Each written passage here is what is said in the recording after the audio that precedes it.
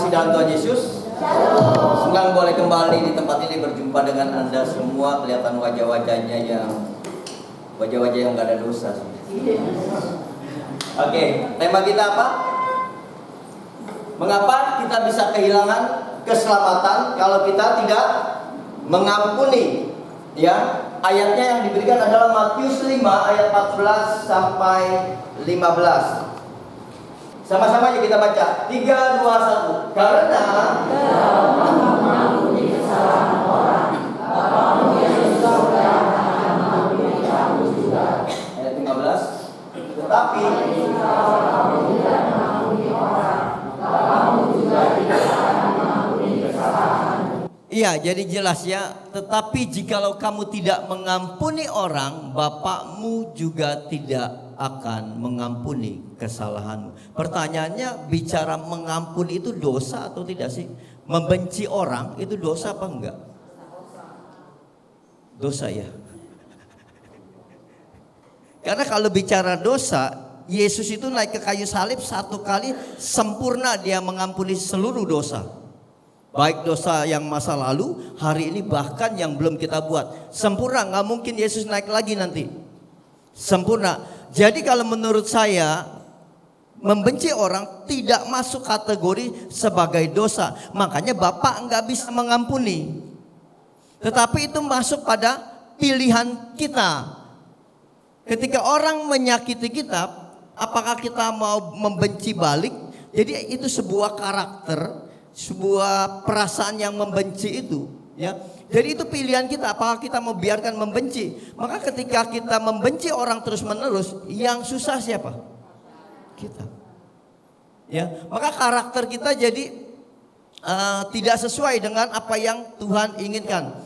Kita ingat Kejadian 1 ayat 26, Tuhan bilang begini. Baiklah kita itu siapa? Allah Bapa, Putra dan Roh Kudus. Ketika mereka ada dalam satu unity, mereka cuma punya satu, yaitu kasih.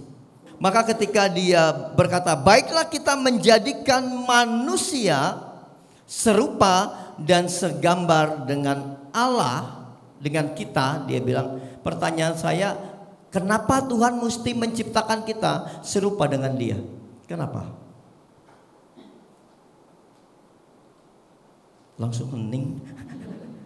Kenapa Tuhan mesti menciptakan kita serupa dengan dia? Ayat berikutnya dikatakan, ya, supaya kita berkuasa. Artinya kalau kita serupa dan segambar dengan dia, berarti ada kuasa. Kuasa siapa? Kuasa Tuhan di dalam diri kita loh. Betul gak? Nah, Bapak Ibu kan senang tuh ya, kemarin saya habis KRK bersama komunitas Efata, temanya exorcism atau kesembuhan. Pokoknya kalau yang berbau kesembuhan, ya retret maupun KRK, jual tiketnya gampang. Enggak sampai 1,5 bulan 600 terjual. Orang minatnya kemana? Kesembuhannya kan, mujizatnya. Enggak minat sama Yesusnya, percaya deh. Yang dia cari adalah mujizat kesembuhan, ya, kuasa-kuasa mujizat. Tapi sebetulnya, ya, kalau kita lihat Yesus buat mujizat 2000 tahun yang lalu, itu mujizat apa? Yang terbesar, Lazarus bangkit kan? Yesus membangkitkan orang mati, menurut kita itu wow banget. Ya, orang buta dicelikkan, orang lumpuh berjalan, dan sampai hari ini kita menantikan itu kan? Pengen lihat lagi yang kayak gitu kan? Bahkan pengen merasakan yang kayak gitu kan? Jujur aja, betul gak? Kita pengen lagi tuh melihat mujizat Tuhan terjadi bahkan di hidup kita. Tapi tahukah itu kejadian berapa lama? 2000 tahun yang lalu, berarti kuno banget. Betul gak? Ketinggalan zaman banget. Kalau kita beli handphone, ya, dari iPhone berapa sekarang iPhone 17 Pro, kita pasti mau teknologi yang baru. Nggak mau ketinggalan. Tapi kenapa mujizat Tuhan maunya yang kuno banget 2000 tahun yang lalu? Tahukah sebetulnya Yesaya bilang apa? Dalam kitab Yesaya dikatakan, jangan pernah menginginkan hal-hal yang lalu, termasuk mujizat. Kenapa? Karena Tuhan telah menyediakan mujizat terbesar atas kita. Pertanyaannya, apa sih mujizat yang besar yang Tuhan sediakan bagi kita? Apa yang lebih besar daripada membangkitkan orang mati? Tuhan sediakan loh, Tuhan berikan sama kita loh. Bangkit dari kubur, serem tuh. Ya kan? Apa? Keselamatan, sudah selamat begitu ya. Yesus naik udah selamat loh kita. Cuman hilang apa enggak nanti kita bahas. Mujizat terbesar itu enggak usah lihat yang wah. Kita pengennya lihat yang wah sih. Aduh kalau orang lumpuh langsung berjalan. Wah, makanya ramai KRK. Mujizat terbesar saya kasih tahu jangan kaget. Adalah pada saat Bapak memilih untuk hadir malam hari ini. Lah iya. Betul kan? Bayangkan ketika Bapak memilih di tengah kesibukan, di tengah kecapaian, kelelahan, itu Bapak Ibu sedang mengejar apa? Keserupaan dengan Kristus. Ketika kita kembali serupa dengan Kristus, Tuhan bilang apa? Ada kuasa di dalam diri kita. Bapak Ibu bisa bangkitkan orang mati, percaya. Tapi kejar dulu keserupaan. Kalau enggak mengejar keserupaan, kita enggak punya kuasa apa-apa. Makanya dari awal dia ciptakan dengan jelas dia katakan diberkatilah mereka, diberilah kuasa untuk menaklukkan semua ciptaan. Berarti dunia itu kita taklukkan, kita berkuasa atas dunia. Ini terbalik, kita dikuasain oleh dunia. Maka enggak punya kuasa. Sakit ya udah merengek, berdoa Tuhan sembuhkan. Tuhan bilang kamu sebetulnya punya kuasa. Sayangnya dosa telah membuat kamu kehilangan gambar dirimu. Waktu manusia jatuh di dalam dosa dikatakan Roma 3 ayat 23 manusia kehilangan kemuliaan Tuhan. Artinya gambar kita udah gak serupa dengan Tuhan. Kalau gak serupa dengan Tuhan mana ada kuasa. Kita yang dikuasain dosa akhirnya. Betul kan? Nangkep gak sampai sini? Berarti Bapak Ibu kalau rajin ke gereja, rajin ibadah, rajin pelayan, cuma satu tujuannya mengejar keserupaan. Kalau ikut KRK itu juga mengejar keserupaan, bukan mujizatnya. Karena punya hati yang rindu. Makanya kenapa saya bilang mujizat terbesar, berarti kan hati Bapak Ibu rindu untuk ketemu Tuhan, untuk mengalami Tuhan, bukan supaya dapat mujizat atau berkatnya, tetapi pengen ketemu, punya kerinduan untuk menjadi serupa dan segambar. Tanpa itu kita nggak punya kuasa. Maka kalau kita bilang kalau kamu nggak mengampuni, itu kan karakter yang harus kita bangun. Saya kasih contoh. Siapa yang tahu peristiwa Nabi Nuh? Nuh diperintahkan Tuhan untuk apa? Bangun bahtera untuk apa? Keselamatan kan? Ya kan? Ya waktu Tuhan bilang Nuh bangunlah bahtera, ukurannya sekian, itu udah ada ukurannya. Kalau dihitung sekarang kurang lebih stadion Senayan, cukup besar. Pintunya satu. Coba lihat gambarnya, pintunya cuma satu. Oke? Nah, waktu Nuh diperintahkan gitu, menariknya adalah bahtera itu tidak dibangun di pinggir pantai atau dekat-dekat danau, tapi di dataran tinggi yang gak ada air. Coba lihat, Tuhan perintahkan hal yang menurut kita gak masuk akal. Maka kenapa ketika Nuh bilang sama orang-orang, ayo bantuin dong bikin bahtera, semua gak mau. Kenapa? Pertama gini, itu orang gila. Bangun bahtera terus kasih tahu nanti akan banjir besar. Dari bumi diciptakan sampai zaman itu belum pernah sekalipun turun hujan. Jadi kalau bilang banjir besar akan datang, ini orang gila. Kebayang gak? Nuh ya menjalankan itu dengan banyak tekanan, dicemooh orang, dikatain orang gila, tapi dia taat melakukan. Berapa lama dibilang? 100 tahun membangun bahtera. Sebetulnya yang Nuh bangun bukan bahtera. Yang Nuh sedang bangun adalah karakter dirinya. Dia lagi membangun karakter dirinya terus menerus tuh. Ketika orang cemooh, dia mau taat atau enggak dengan perintah Tuhan. Dia mau melakukan terus enggak apa yang Tuhan perintahkan. Supaya apa? Tujuan akhirnya dia selamat. Maka ketika Tuhan orang cemooh, jangan sakit hati, ampuni, dia ampuni. Dia enggak sakit hati. Endingnya selamat kan?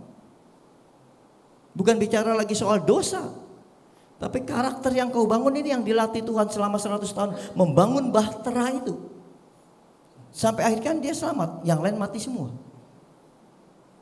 Apa yang dilakukan lu sama gak dengan yang dilakukan Kristus? Sama banget. Makanya pintunya satu. Akulah pintu. Akulah jalan dan kebenaran. Gak ada yang lain. Gak ada pintu lain. Yesus doang. Makanya bahtera dengan Yesus sama. Pintunya cuma satu. Dan apa yang Yesus ajarkan selama dia melayani di bumi ini. Sama. Membangun karakter kita. Yesus sedang memberitahu. Begini loh kalau cara kamu hidup. Bayangin ya. Yesus yang punya segala-galanya. Dia menciptakan alam semesta. Dia rela tanggalkan segala sesuatunya. Mengambil rupa menjadi manusia. Allah menjadi manusia sama seperti kita. Supaya mengalami apa yang manusia alami. Menderita, dihina, disiksa. Dia alami itu. Dan kita disuruh belajar dari situ. Makanya saya bilang kalau ikut Yesus. Susah gak? Susah jalan kita. Makin susah iya. Kenapa? Nggak ada tuh orang yang ikut Tuhan langsung enak kehidupannya, enggak. Karena dari bangsa Israel pertama kali dibebaskan dari tanah Mesir langsung masuk sekolah, namanya sekolah padang gurun. Betul kan? 40 tahun. Yesus selesai dibaptis masuk sekolah padang gurun juga, Matius 4. Yesus dicobai di padang gurun. Lah kita begitu kita pilih untuk ikut Tuhan, sudah makin banyak tantangan hidup. Makin gak enak hidup kita, betul gak? Ada aja masalah. Ya kita dilatih, tanpa kita dilatih, tanpa kita diuji, kita gak mungkin punya karakter yang Tuhan mau. Gak mungkin.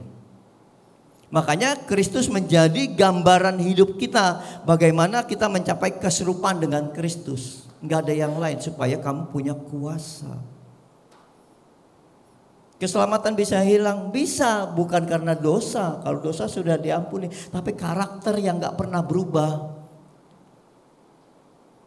Gak mungkin karakter yang suka gosip, yang suka ngomongin orang, yang suka ngebenci, yang suka marah-marah ada di Yerusalem baru. Gak bisa, itu gak cocok. Makanya Matius 7 ayat 22 jelas dibilang, waktu orang datang berhadapan dengan Tuhan, dia bilang, aku bernubuat demi namamu, aku melayani Tuhan demi namamu. Mau sehebat apapun kita melayani, Yesus bilang, aku tidak mengenal. Kenapa? DNA-nya beda, karakternya beda. Boleh dibukakan Markus 8 ayat 14 sampai 21.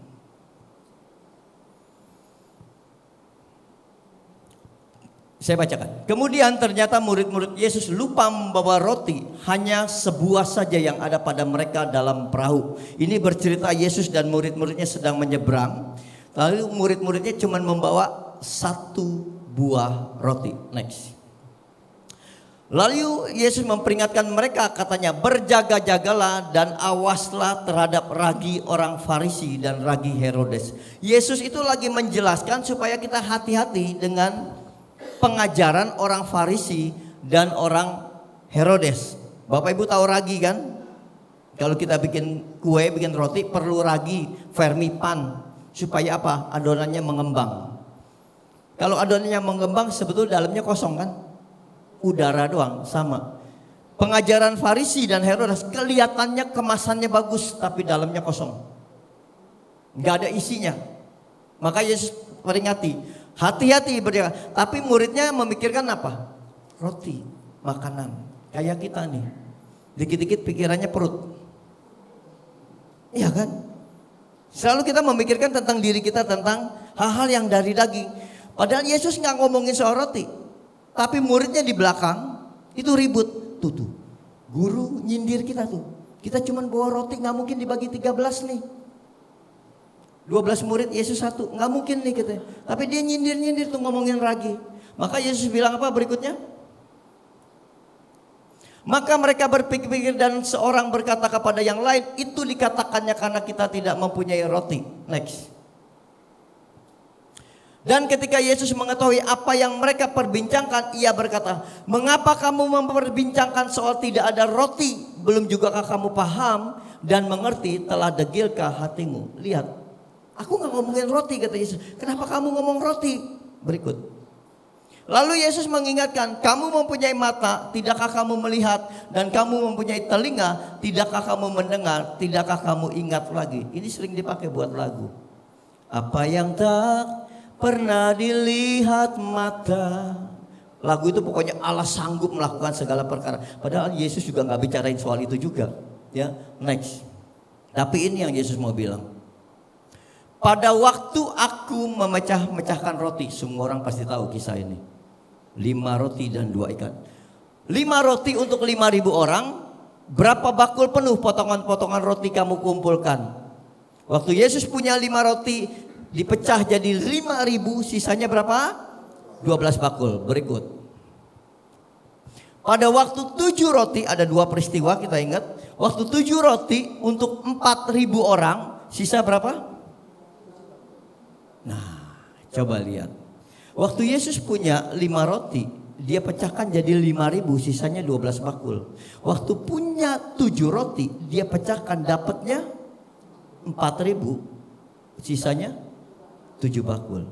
Sekarang muridnya bilang, saya punya 1 nih Tuhan. Kalau 1 punya berapa kira-kira? Kalau 5 aja jadi 5.000, tapi kalau 7 jadi 4.000. 5 sama 7 besaran mana? 7. Tapi dapatnya lebih kecil. Bayangin 1 sama 5. Kecilan 1. Harusnya jadinya bisa 10.000, jadi 9.000, jadi 7.000. Yang pasti lebih dari 5.000. Itu matematikanya Yesus. Gak usah dipikirin. Gak nyambung. Tapi itu yang Yesus mau katakan. Artinya bukan apa yang ada di tangan kita yang jadi masalah. Tuhan gak peduli apa yang ada di tanganmu, gak peduli kamu bisanya apa. Tapi yang Tuhan pikirkan adalah kamu merespon gak apa yang Tuhan mau. Waktu kamu merespon apa yang Tuhan mau, maka apapun yang ada di tanganmu bisa jadi berkat bagi banyak orang. Musa punya 1 tongkat. Dia bisa selamatkan 2.000 orang, 2 juta orang bangsa Israel. Jadi jangan pernah kalau disuruh, ayo pelayanan ini, aduh aku gak bisa apa-apa. Awalnya semua nabi ngomong begitu, aku gak cakap bibir. Betul. Tuhan gak cari orang yang udah hebat, orang yang pintar, orang yang luar biasa. Enggak. Dia carinya nelayan, orang yang gak ngerti apa-apa. Kenapa? Karena orang yang gak ngerti apa-apa itu lebih mudah diajar. Dan lebih mudah mau belajar. Tapi orang yang merasa punya sesuatu, gue udah pernah dengar nih, firman ini bukan buat gue. Itu buat dia tuh. Senangnya begitu, karena merasa udah tahu. Nah orang-orang seperti itu gimana Tuhan mau bentuk? Semua fokus pada dirinya merasa hebat, dirinya merasa sudah tahu segala sesuatunya. Yesus mengajarkan itu. Bukan apa yang ada di tanganmu, bukan siapa kamu, bukan seberapa hebat. Tapi bagaimana kamu merespon setiap panggilan Tuhan. Panggilannya cuma 1, supaya kamu mencapai keselamatan adalah kamu harus serupa dan segambar dengan dia. Gak ada lain. Kalau dosa sudah ditebus kok, dia sekali naik ke kayu salib sempurna. Tapi apakah kita mengejar keserupaan? Lukas 13 ayat 6-9. Lukas 13.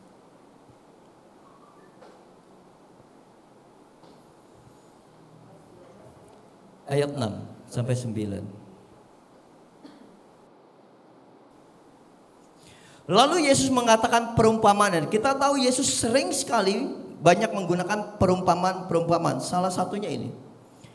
Seorang mempunyai pohon ara yang tumbuh di kebun anggurnya, dan ia datang untuk mencari buah pada pohon itu, tetapi ia tidak menemukannya. Ini menarik. Ada sebuah pohon ara tumbuh di kebun anggur. Artinya ini pohon ara akan menyerap semua nutrisi yang diperlukan oleh pohon anggur. Istilahnya udah numpang hidup nih. Ya udah numpang hidup, numpang makan, ya. Tapi Yesus bilang apa? Enggak menghasilkan apa-apa ini pohon. Seringkali kita, ya, bisa ada di satu komunitas yang kita rasa kita nggak cocok, betul nggak? Kok gua ada di sini ya? Mana orang-orangnya?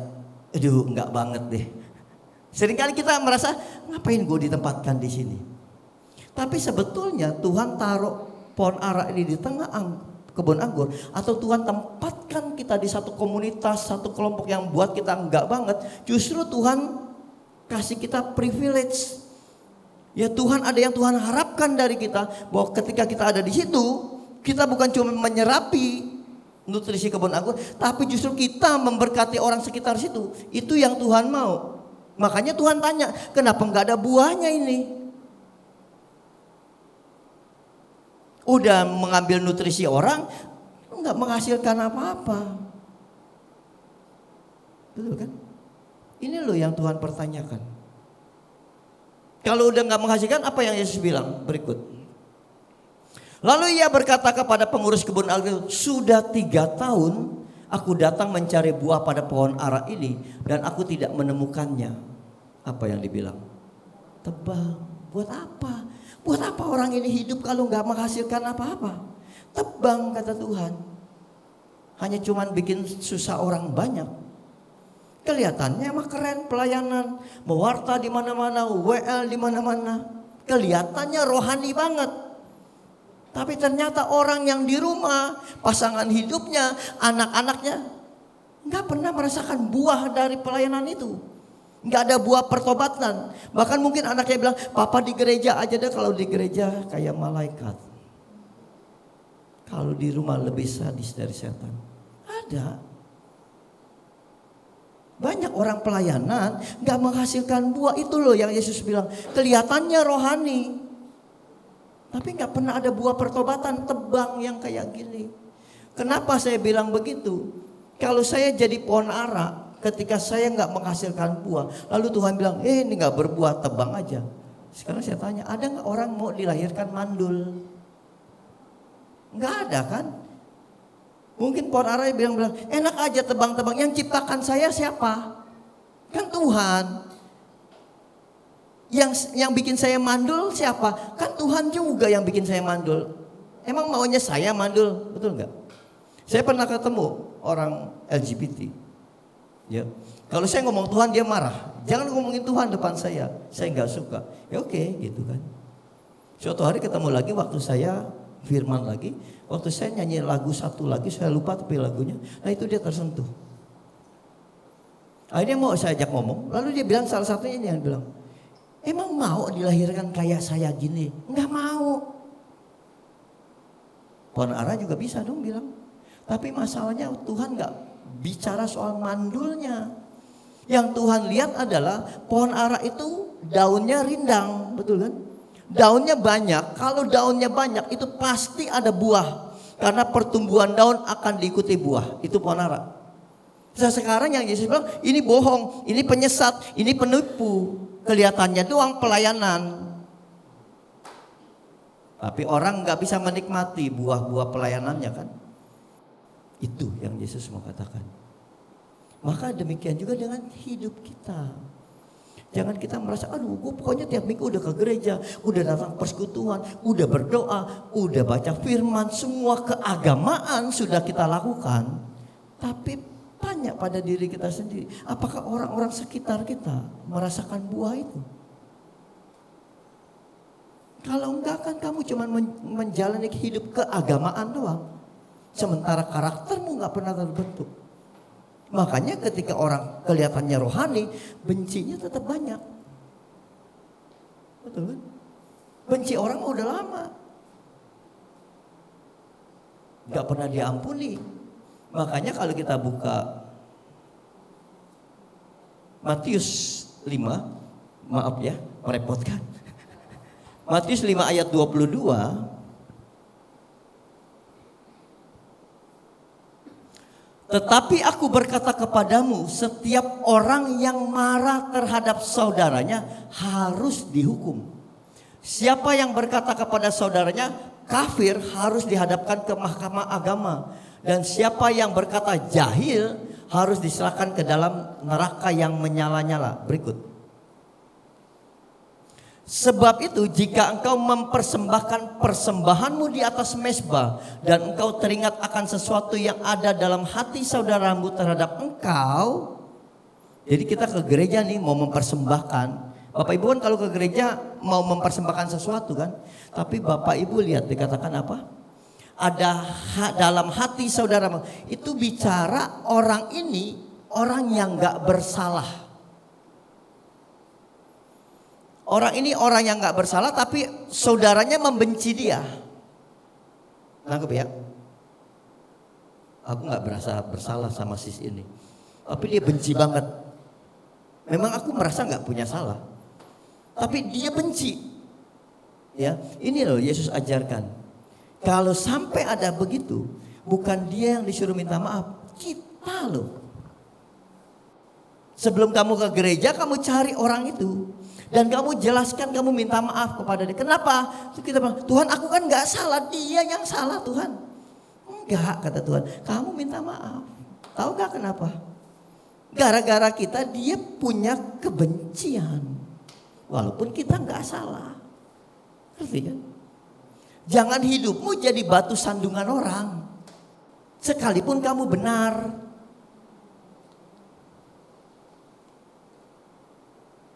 Apalagi kamu salah. Maka kalau kita baca Matius 5, 6, 7, itu kan bicara khotbah di atas bukit. Yesus mengajarkan kebahagiaan, damai sejahtera di sini. Maka sebelum mempersembahkan segala sesuatu, sebelum kita ke gereja, kita ingat-ingat, ini ada orang gak yang lagi sakit hati sama gue? Kalau ada, ingat-ingat ya kamu mesti samperin. Kenapa sih benci banget sama gue? Kalau gue ada salah, maafin ya. Kan gitu. Itu yang Tuhan ajarkan. Walaupun kita sadar, gue gak salah sebetulnya. Enggak, perlu kerendahan hati untuk itu. Maka jelas tuh, Bapak bilang kan, kalau lu gak ampunin orang, dia juga gak bisa ampuni. Karena itu timbulnya di sini. Bayangin Bapak mau ngampunin 1000 kali, kalau kita gak pernah ngampunin orang, apa bisa? Enggak kan? Dan itu pilihan kita untuk tidak mengampuni dan mengampuni. Terus kita suruh Bapak ampuni aku, kita tetap benci orang. Ya gak bisa, itu loh ayatnya yang maksudnya. Betul kan? Bayangin kita tahu, ini lucu nih. Tubuh itu apa dibilang? Bait Allah. Iya kan? Berarti kalau bait Allah itu tempat Allah bersemayam kan? Ini maaf yang merokok nih. Iya kan? Banyak kalau bicara bait Allah, orang ngerokok dibilang, nanti Roh Kudusnya batuk-batuk. Yang ngerokok pintar ngejawabnya. Bait Allah itu kan perlu didupain juga. Ngeles aja ya. Jadi seakan-akan gak apa-apa ada asap, kan perlu didupain. Ini bait Allah. Yesus lahir di Bethlehem, lalu karena tidak ada kamar dia ditaruh di mana? Palungan. Palungan itu tempat makan apa? Hewan kan? Tempat makanan kan? Yesus itu apa? Roti hidup. Roti hidup itu apa? Makanan kan? Betul gak? Ya. Maka palungan seringkali menjadi, sebetulnya hati kita ini palungan. Bayangin kalau hati kita penuh dengan sampah, ada kebencian, kekesalan, kekecewaan, kepahitan. Terus Yesus suruh tidur di situ. Waduh. Tidurnya gak bakal nyenyak. Maka kita harus jadikan ini Dunlop pillow kalau dulu. Sebuah kasur yang dari bulu angsa katanya begitu lembut, sampai Yesus masuk ke sini dia tertidur lelap. Bisa gak kita buat kayak gitu? Kalau mau ya buang semua. Supaya Yesusnya kerasan di dalam sini. Bayangin dia tidur. Ingat peristiwa waktu Yesus tidur di atas perahu, muridnya ketakutan semua. Ada Yesus mau kasih tahu, aku kalau tidur gak perlu khawatir, semua masalah di bawah kendali dia tetap. Bayangin kalau dia tidur di sini, semua masalahmu di bawah kendali dia. Artinya kamu mulai menyerupai Kristus, maka kamu punya kuasa. Kamu sakit sedikit tinggal kamu tangking. Artinya kan kita harus ngejar keserupaan ini loh. Maka kalau ada yang salah, ya ada yang orang jadi benci sama kita, kita mesti damai itu. Buat dia damai.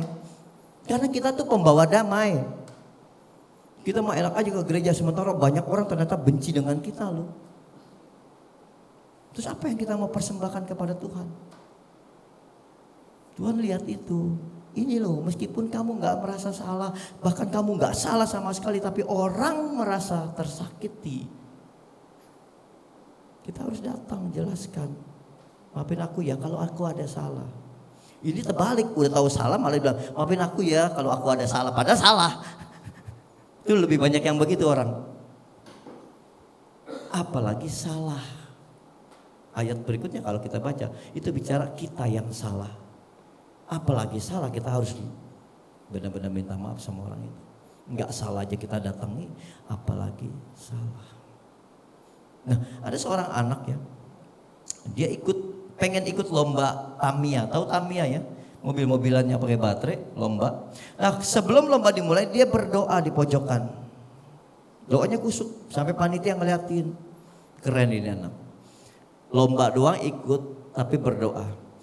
Begitu selesai doa, pertandingan dimulai, dia balap. Zzz. Ternyata kalah.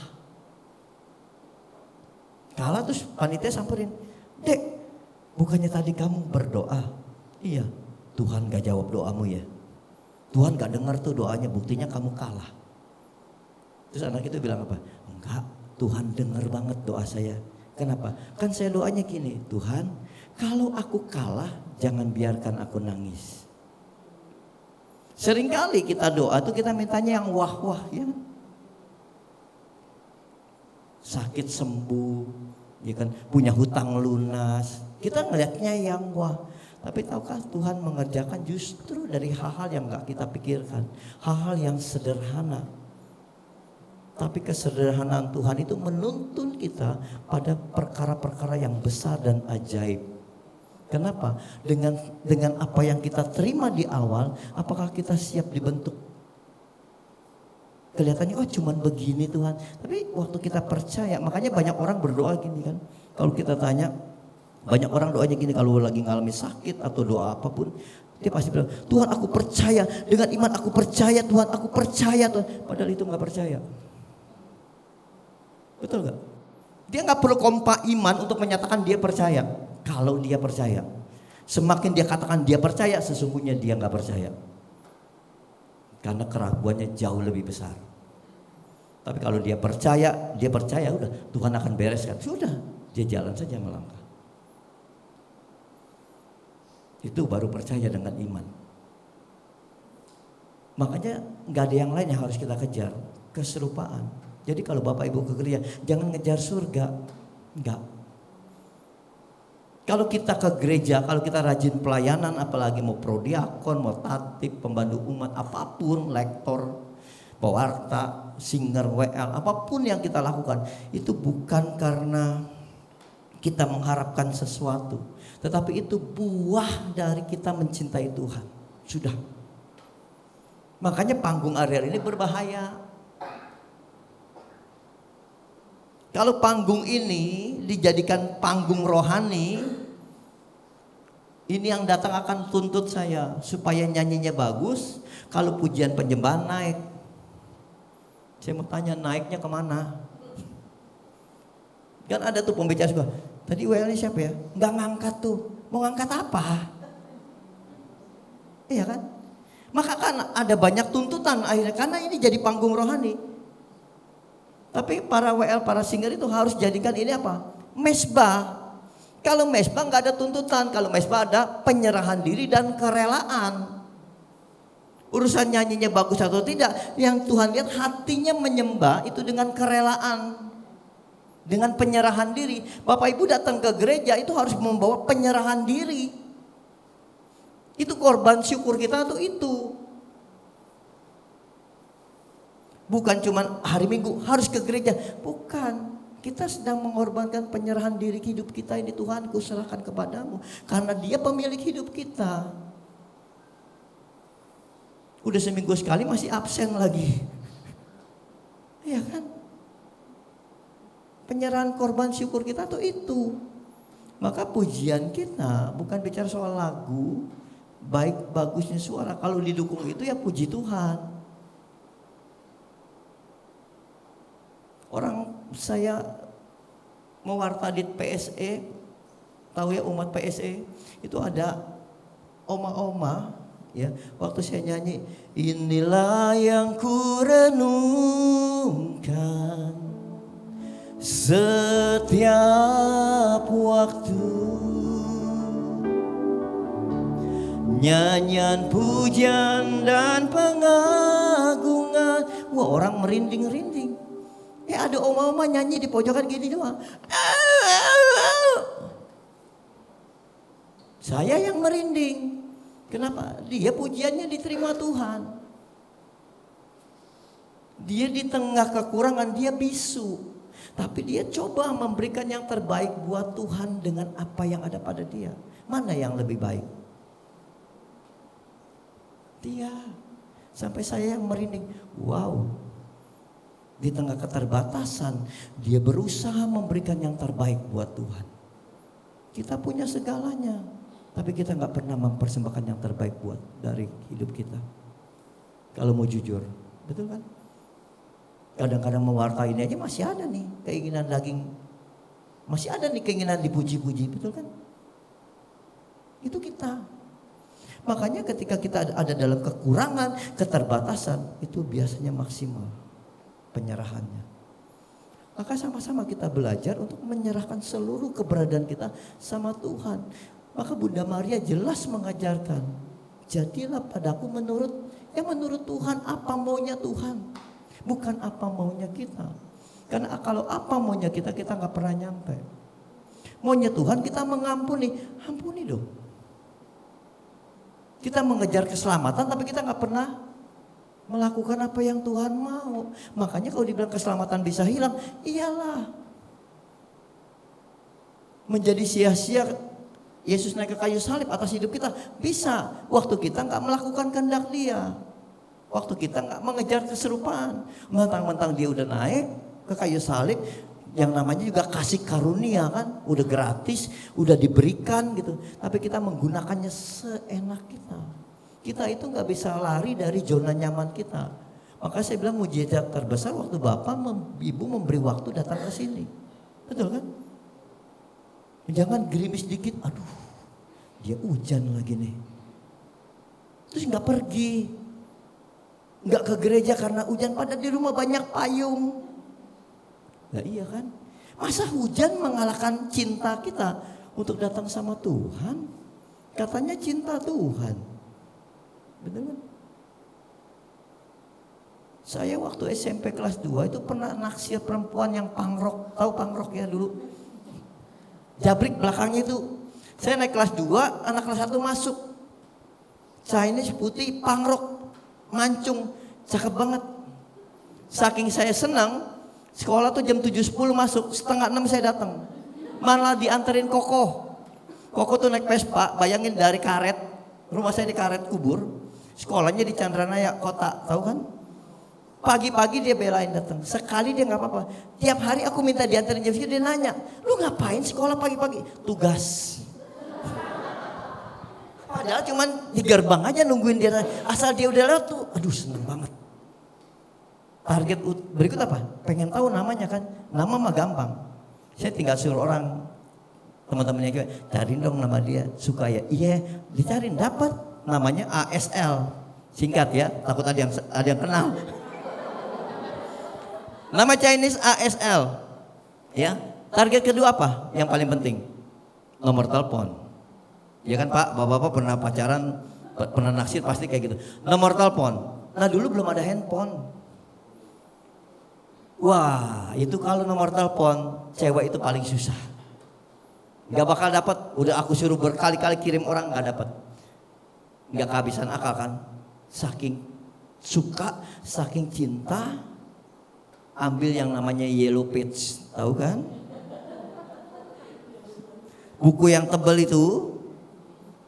Bayangin ya, yellow page itu tulisannya kecil-kecil, ya, pemakai telepon se-Indonesia ada di situ. Dibanding dengan kitab suci kita, hampir sama tebalnya. Ya kan? Cari itu, tinggal urutin yang A, tengahnya S, belakangnya pasti beda, belakangnya nama bapaknya. Betul kan? Masih 021 bla bla bla. Itu lebih dari 19 kali aku teleponin orang, salah sambung semua. Tapi dapat akhirnya. Saya tinggal lihat alamat yang dekat-dekat sekolah aja. Sekolah Chandranaya, cari aja Kemurnian, Gang Torong, Keadilan. Betul kan? Seputaran situ akhirnya dapat. Tapi lebih dari 19 kali. Wah senang kenalan, bla bla. Mungkin karena usaha saya itu jadi dia respon. Wah senang, akhirnya jadian kita. Walaupun gak jadi sekarang ya. Iya kan? Tapi jadi lebih semangat sekolah, lebih semangat ya. Pulang juga jam 1.30 kita pulang, jam 3 udah kepikiran lagi nih. Udah pengen ketemu lagi, ambil sepeda ngegoes. Mending ke rumahnya enggak, asal lihat gentengnya aja udah seneng. Karena kalau ke rumahnya enggak berani. Asli enggak berani. Tapi itu yang saya mau katakan, kita bisa kayak orang, maaf, sedikit blow on. Artinya usaha kita sedemikiannya untuk mendapatkan sesuatu, cinta kita. Tapi kenapa sama Tuhan kita enggak kayak gitu Bapak, Ibu? Katanya cinta Tuhan. Romo homili lama dikit, lama banget sih ini Romo ngomong apa sih? Betul gak? Jujur. Kita enggak punya effort yang seperti itu. Kita enggak punya hasrat seperti orang betul-betul jatuh cinta sama Tuhan. Kita tuh jatuh cinta sama Tuhan setelah menerima mujizat. Orang kalau sakit disembuhkan, cinta banget, tapi nggak lama. Ikut retret paling lama berapa? Seminggu dah, masih menggebu-gebu. Setelah itu biasa lagi. Mudah padam, betul kan? Hasrat kita mudah padam. Makanya kita harus bangun. Makanya Yesus ingatkan, kalau kita baca kitab Wahyu, ingat kasih mula-mula, ingat pertama kali kamu jatuh cintanya sama Tuhan itu. Kalau kamu nggak memupuk itu, kalau kamu nggak pelihara itu, kamu akan kehilangan relasi dengan Tuhan. Kamu cuma percaya Tuhan, tapi sebetulnya kamu nggak punya relasi. Terus kamu mau mendapat jaminan keselamatan, kata Tuhan, pikir sendiri deh. Nggak punya relasi, kita cuma terima Tuhan, saya dibaptis, saya mau kasih Tuhan karena saya pengen sertifikat keselamatan, betul kan? Tapi kita nggak melakukan kehendaknya, kita nggak membangun hubungan dengan Tuhan. Sama kayak anak kalau datang ke rumah kita, udah menikah nih, datang sekali-sekali ke rumah, cuman main handphone doang, enak nggak? Nggak enak. Ngapain lu datang? Maka di gereja jangan main handphone kayak gitu, betul kan? Udah di gerejanya datangnya telat, main handphone, ngapain datang kata Tuhan? Tuhan itu perlu relasi, bukan perlu kita rajin pelayanan, bukan perlu rajin ibadah. Ibadah doang kalau nggak ada relasi buat apa? Maka doa jangan usah rumit-rumit, yang simpel tapi enak komunikasi sama Tuhan. Nggak perlu Tuhan, kita nyusun kata-kata tuh sedemikian puitisnya, tapi sebetulnya nggak punya hubungan. Bangun tidur bilang aja, Tuhan, I love you. Makasih Tuhan, aku boleh menikmati hari yang baru. Sekarang Tuhan mau apa yang saya perbuat? Itu. Tuhan pengen apa nih aku lakukan hari ini? Arahkan aku Tuhan. Ya kan? Gantian dong. Kayak kita ke orang tua gitu. Ma, Pa, lagi pengen makan apa nih? Gitu kan? Sama dong. Kita tuh bebas bermanja-manja sama Tuhan. Orang kita anaknya. Yakin gak kita anaknya? Yakin? Coba tanya kiri kanan, kamu anaknya bukan sih? Kalau dia jawab ya, kita saudara dong. Iya kan? Memang itu, kita itu diadopsi Tuhan menjadi anaknya. Iya kan? Tinggal 5 menit. Waktu diangkatnya Tuhan lihat, bener nih 5 menit. Kalau sama Romo Yus, gue matiin lampu. Kalau Romo Yus kan gitu kan? Karena dia yang punya gedung kan di Samadhi. Iya kan? Tuhan itu butuh relasi loh sama kita. Kita jangan cuma mengejar keselamatan, pengampunan. Itu sudah dikerjakan sama Yesus. Kita bersyukur Tuhan mau mengejar kita. Ya kan? Makanya gini, kalau kita lihat perumpamaan berikut, tenang 5 menit cukup nih. Yang pertama, domba yang hilang. Betul? Yang kedua, dirham yang hilang. Lukas 15 kalau nggak salah. Gak usah dibuka deh, kasihan. Domba yang hilang, dirham yang hilang. Domba hilang, Tuhan gak cari. Domba hilang, Tuhan cari. Dirham hilang, Tuhan juga cari. Karena dirham, koin itu hilang, pemiliknya cari kan. Kalau kita kehilangan apapun kita cari, karena itu nggak balik sendiri. Tapi anak yang hilang, lihat kan anak yang hilang, Tuhan nggak cari. Dia tunggu di teras. Bapaknya tunggu dia pulang. Karena untuk dia balik dan tidak, itu pilihan. Menariknya adalah anaknya pulang, betul? Tahu ya kalau zaman dulu itu jubahnya panjang-panjang. Dan tidak boleh kelihatan aurat paha aja, kelihatan itu sudah sangat memalukan, merendahkan derajat zaman dulu. Tapi waktu anaknya pulang dilihat kejauhan, bapaknya kalau lari takut keserimpet, dia angkat gak peduli deh, malu ya malu. Tapi itu kasih bapak yang tidak terbatas oleh apapun. Dia kejar anak itu, dia peluk. Yang menarik justru yang hilang anak yang sulung. Kenapa? Ada di rumah bapak, tapi gak kenal bapak. Maka dia bilang, ya anak bungsu yang sudah ngabisin uang bapak, iya kan, berfoya-foya, pulang dipotongin kerbau, dikasih cincin, betul kan?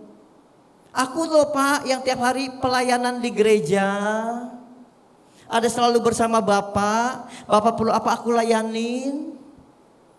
Tapi gak pernah tuh dikasih cincin, gak pernah dipotongin kerbau. Bapaknya tinggal bilang, lu anak apa budak? Iya kan? Melakukan sesuatu selalu nuntut sesuatu. Kalau anak apa yang ada, ya apa yang menjadi milik bapak, ya menjadi milikmu. Makanya pertanyaan, kita anak apa bukan? Kalau kita cuma nuntut berkat, nuntut mukjizat, jangan-jangan kita juga bukan anak. Bapak pengen kita jadi anak-anaknya yang mengerti hatinya bapak. Nangkep nggak sampai sini? Kalau nangkep selesai nih. Sekarang saya tanya, Bapak Ibu tahu gak sekarang Tuhan Yesus lagi mau apa? Katanya anak. Sedang mau apa? Mikir nih mau apa ya? Kalau saya anak saya ngerti Tuhan Yesus mau apa. Karena apa yang saya inginkan sepertinya sama seperti apa yang Tuhan inginkan. Saya itu kalau diundang pewartaan selalu menginginkan itu. Simple. Kursinya penuh. Dan yang dilipat itu dibuka dan orang terisi. Itu maunya saya. Tapi Tuhan juga maunya itu. Anggap tak? Tuhan itu ingin memberkati lebih daripada yang ada di sini. Ada yang di luar. Betul kan? Nah yang di luar itu tugas kita sebetulnya semua. Jadi Bapak Ibu cuman jangan jadi tamu datang, tetapi jadi tuan rumah. Kalau tuan rumah pengen juga dong tamunya penuh. Nah, menangkan di luar sana. Jangan tarik-tarik tapi ya. Jangan orang lagi ke PD lu ditarik. Jangan. Tapi tunjukkan dengan sikap kita, cara bicara kita. Bagaimana orang bisa melihat Kristus dari cara hidup kita. Itu pewartaan yang efektif. Jangan kita di gereja pasang muka yang asem. Orang PD-nya aja begitu. Ya bagaimana orang mau datang? Betul kan? Kita itu Paulus bilang adalah Injil yang terbuka. Jadi orang bisa melihat tentang Kristus dari hidup kita. Sampai orang tertarik. Itu yang Tuhan mau. Tuhan rindu loh setiap PD kursinya penuh. Nah kita harusnya punya kerinduan yang sama. Betul ya? Setuju kan? Kalau setuju jadi PR. Minggu depan ya PD lagi. Minggu depan harus lebih banyak dari ini. Betul kan? Jangan itu tugas tim, bukan. Tugas setiap orang. Kita tuh diutus. Amin. Boleh dong tepuk tangan buat Tuhan kita.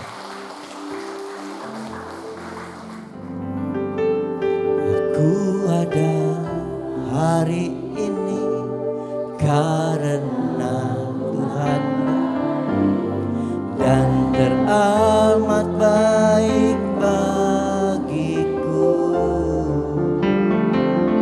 Semua yang ku alami bersamamu ku lewati, indahnya kasih Tuhan seperti pelangi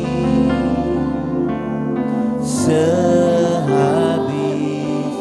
hujan. Saya undang untuk bangkit berdiri. Boleh singernya. Tuhan, sungguh ku bersyukur Kau menyertai hidupku selama ini. Bapa, ku berterima kasih untuk kasih setiamu yang tak pernah berakhir. Pada hari ini karena Tuhan baik dan teramat baik bagiku. Semua yang ku alami bersamamu ku lewati. Indahnya kasih Tuhan seperti pelangi sehabis hujan. Dengan iman katakan aku ada, aku ada. Hari ini karena Tuhan baik dan teramat baik bagiku. Semua yang ku alami bersamamu ku lewati. Indahnya kasih Tuhan seperti pelangi sehabis hujan. Indahnya kasih Tuhan, indahnya kasih Tuhan seperti pelangi. Indahnya kasih Tuhan seperti pelangi. Indahnya kasih Tuhan seperti pelangi sehabis hujan. Tuhan, terima kasih buat firman-Mu yang tertabur malam hari ini. Biar itu boleh menjadi rema di dalam setiap kehidupan. Tuhan, biarlah setiap benih-benih firman-Mu tertanam dalam di hati kami, berakar kuat, bertumbuh, menghasilkan buah-buah pertobatan, buah-buah kasih yang Tuhan telah taruh di dalam hati kami. Tuhan, ampuni kami. Seringkali kami berjalan menurut keinginan kami. Tapi hari ini Tuhan, kami dengar firman-Mu. Kami mau berjalan seperti apa yang Tuhan mau. Biar Tuhan yang menuntun kami, Tuhan yang membimbing kami, Tuhan. Di tengah kelemahan, kekurangan, keterbatasan kami percayakan seluruh hidup kami ke dalam tangan kasih Tuhan. Tuhan, Kau mendengar setiap permohonan doa daripada anak-anak-Mu ini, Tuhan. Apapun yang menjadi pergumulan, kerinduan mereka, kami percaya dengan iman Tuhan telah menyediakan jawaban yang terbaik atas hidup mereka. Maka kami serahkan semua ini ke dalam kasih Tuhan. Demi Kristus Yesus Tuhan dan pengantara kami, Kau Allah kami yang bersatu dengan Roh Kudus, berkuasa kini dan sepanjang segala masa. Amin. Dalam nama Bapa dan Putra dan Roh Kudus. Amin. Berikan sorak-sorai yang meriah buat Tuhan kita. Terima kasih, selamat malam. Tuhan Yesus memberkati.